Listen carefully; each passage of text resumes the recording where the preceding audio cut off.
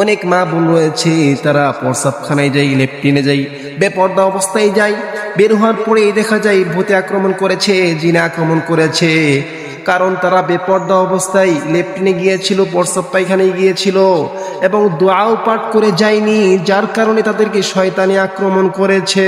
এর জন্য আমি বলতে চাচ্ছি যে বেপর্দা অবস্থায় কখনোই আমরা লেট্রিনে যাব না।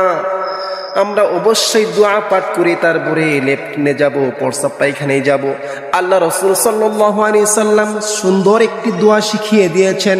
সেই দোয়াটি পাঠ করে যদি আমি প্রস্রাব পায়খানায় যাই, তাহলে শয়তানের চক্ষু বন্ধ হয়ে যাবে, তাহলে আমাকে আর আক্রমণ করতে পারবে না। প্রিয় বন্ধুরা, আরেকটা গুরুত্বপূর্ণ বিষয় রয়েছে, কেউ যদি দোয়া পাঠ না করে প্রস্রাব পায়খানায় যায়, তাহলে শয়তান তার লজ্জাস্থান নিয়ে খেলাধুলা করে। যাদেরকে তার পছন্দ হয় তাদেরকেই শয়তান আক্রমণ করে, দুষ্ট জিনেরা আক্রমণ করে থাকে। সেই দুষ্ট জিনদের আক্রমণ থেকে বাঁচার জন্য আল্লাহ রাসূল সাল্লাল্লাহু আলাইহি সাল্লাম যে দোয়াটা শিখিয়ে দিয়েছেন, সে দোয়াটা আমাদেরকে অবশ্যই পাঠ করতে হবে। দোয়াটি হচ্ছে বিসমিল্লাহি আল্লাহুম্মা ইন্নী আউযু বিকা মিনাল খুবসি ওয়াল খাবাইস